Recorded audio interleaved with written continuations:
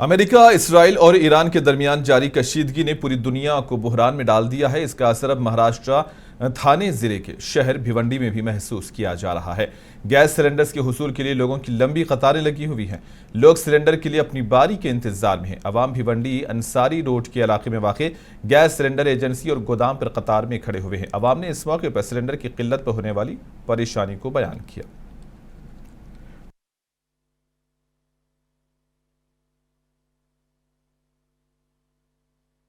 मैं 5 महीने का जाए 3 दिन से मैं गैस के लिए दौड़ रहा हूँ बाटला से। कल मैं मांगा तो नहीं दिए वो बाटला, बोले सुबह आना। अब सुबह देख रहे हो तो इतनी भीड़ है। कल आया था 3 दिन जा रहा रिक्शे वाला देखे 3 दिन 300 रुपये लिया। बोला भी मैं तो बोले ठीक है, मैं सुबह बोले सुबह देखो मिल जाएगा। यहाँ से 20 किलोमीटर होगा।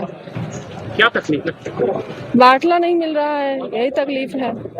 15-20 दिन हो गए हैं चूल्हे पे खाना बनाते हैं। कैसे खाना कैसे बनता है? चूल्हे पे बनाती हूँ, लकड़ी इधर उधर से तोड़ काट कर। अरे सर, गैस नहीं मिल रहा इसलिए खड़े हैं और क्या।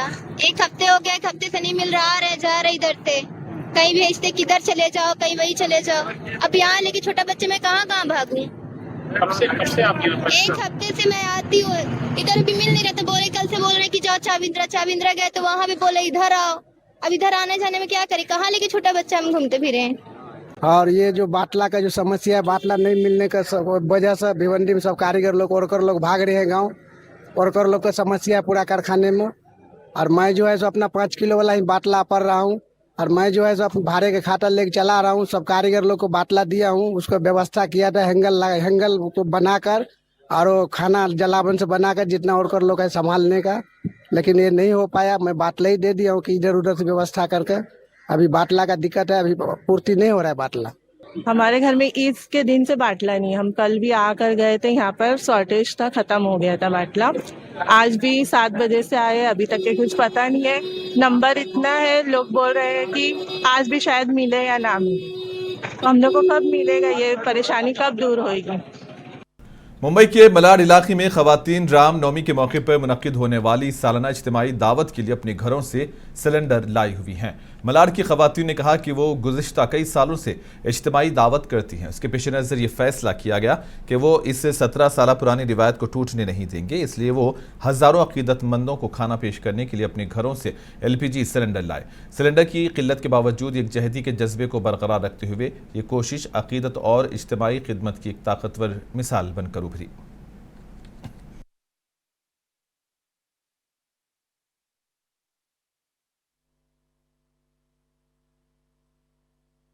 ये 17 साल से भंडारा चल रहा है। ये भंडारा ऐसा है कि जितने भी मेरे बच्चे, हीरे के बच्चे, सब मिलके भंडारा करते। लेकिन ये साल ऐसा हुआ है, सिलेंडर का कम है। तो सिलेंडर की कमतरता की वजह से सिलेंडर थोड़ा मतलब खाना बनाने के लिए कैसा बनेगा, बच्चे लोग को बहुत टेंशन था वो सिलेंडर का। तो सब लोग ने, हम लोग महिला मिलके ये किया कि अपन आज खाना नहीं बनाने का, अपना सिलेंडर उधर देने का, भंडारे के लिए सिलेंडर देने का। घर पे खाना नहीं बनेगा क्योंकि ये भंडारा हम लोग का बहुत सालों से जारी है। 17 सालों से हो रहा है। बट ये साल सिलेंडर की कमी की वजह से हम लोग सोच रहे थे कि नहीं होगा। बट सब लोग ने डिसाइड किया कि नहीं, हम लोग को घर पे खाना नहीं बनाना है। जो साईं भक्त है, जो हर साल हम लोग कर रहे हैं, वही सेवा करना है। और हम लोग का घर का सिलेंडर यहाँ पे मौजूद करना है और सबको। महाराष्ट्र के छत्रपति संभाजी नगर में कई पेट्रोल पंप्स पर पेट्रोल की किल्लत पाई जा रही है। पेट्रोल के लिए पेट्रोल पंप पर गाड़ियों की लंबी कतारें देखी जा रही हैं। कल से ही शहर के कई पेट्रोल पंप्स पर भीड़ देखी जा रही है। आवाम में ये अफवाहें फैलाई जा रही हैं कि लॉकडाउन आने वाला है, इसलिए लोगों ने डीजल और पेट्रोल की जखीरा अंदोजी शुरू कर दी है, जिससे ये सूरत हाल पैदा हो गई है।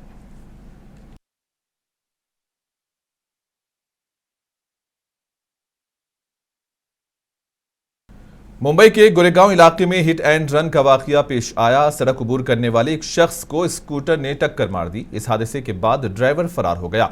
जख्मी शख्स को इलाज के लिए अस्पताल मुंतकिल कर दिया गया, जहां उसकी हालत तशवीशनाक है। पुलिस ने इस मामले में केस दर्ज किया है और तहकीकात जारी हैं।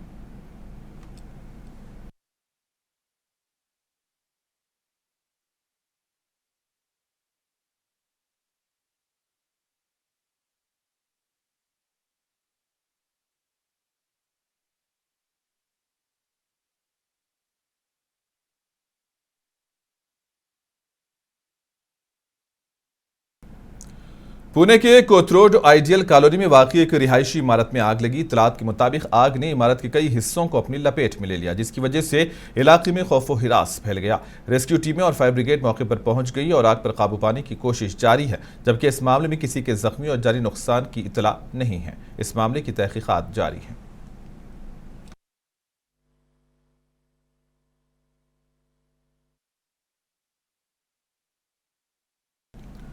मुंबई में मार्च के महीने में ही गर्मी की शदीद लहर ने शहरियों और सयाहों को परेशान कर दिया है। शहर और इसके मुज़ाफ़ाती इलाकों में गुज़िश्ता चंद हफ्तों से सख्त धूप का सिलसिला जारी है। महकमे मौसमियात ने इस हवाले से पेश की वार्निंग दी है।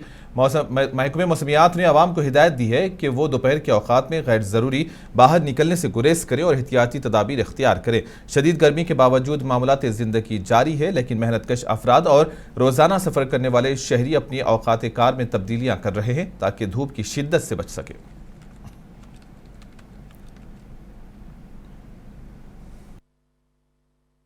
ट्वेल्व टू 4 ना, if there is a heat wave warning तो आप बिल्कुल ही मत निकलिए बाहर। एंड अदरवाइज ऑल्सो अगर हॉट एंड ह्यूमिड भी है तो जो वो टाइम है 12 to 4 वो अवॉइड कर सकते हैं। अगर आपको जाना जरूरी है तो ढक लेना सिर, and most importantly stay hydrated. घर से बाहर निकलेगा तो सवेरे निकलता 9 बजे, तो इधर आएगा 10 बजे में, तो इतना गर्मी होता है कि पूछो मत। अभी भी बहुत गर्मी है। देखो कपड़ा सब ये होते। जब का टेम्परेचर कम रहेगा तो निकलते हैं, नहीं तो नहीं भी निकलते। इतना टेम्परेचर में निकलना बोला तो बहुत भारी पड़ रहा है। ज्यादा करके हम कोल्ड ड्रिंक पीते हैं, खाना वाना कम खाने का, शाम को अपने हिसाब से खाने का, दोपहर में कम खाते हैं। वैसे भी इस साल गर्मी और भी ज्यादा होने वाली है, लास्ट ईयर से भी ज्यादा बहुत हैवी गर्मी होने वाली है। एंड बच्चों को भी इस बार काफी अच्छे से संभालना पड़ेगा, बड़े बुजुर्गों को भी, और देख रहे हो नौजवानों को भी कितनी दिक्कत होती है बाहर निकलने में।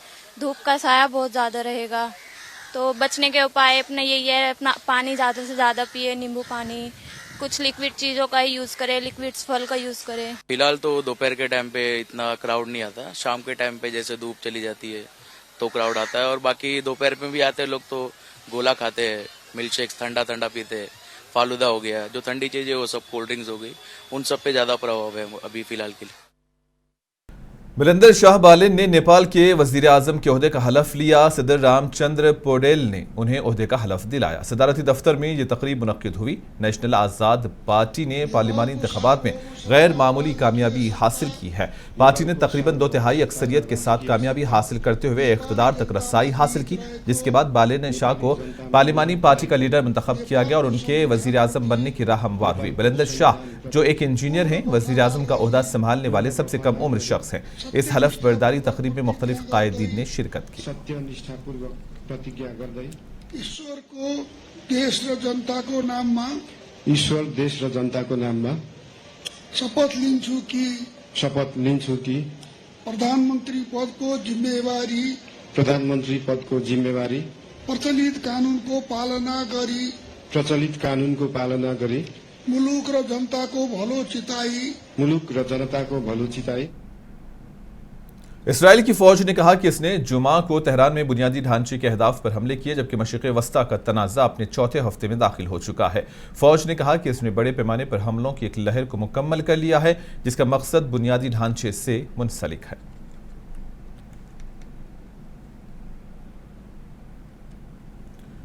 अमेरिकी सदर डोनाल्ड ट्रंप ने ईरान के लिए आबनाए हरमुज को खोलने की डेडलाइन में 6 अप्रैल तक तौसी कर दी है। सदर ने यह बयान एक सोशल मीडिया पोस्ट में दिया। इन्होंने कहा कि वो ईरानी पावर प्लांट्स पर बमबारी को फिलहाल मुलतवी कर देंगे। ये ताज़ा जानकारी उस वक्त सामने आई जब दोनों ममालिक जंगबंदी के मुज़ाकरात पर दिन के अवाइल में डेडलॉक पर पहुंच गए थे और अपने मौक़िफ़ को सख्त कर रहे थे। हज़ारों मजीद अमरीकी फौजी इलाके के करीब पहुंचे। इसराइल ने ईरान की हिमायत याफ्ता दहशतगर्द ग्रुप हिजबुल्लाह से लड़ने के लिए जनूबी लेबनान में मजीद फौजी तैनात किया और तेहरान ने अपनाए हरमुज पर अपनी गिरफ्त मजबूत कर ली।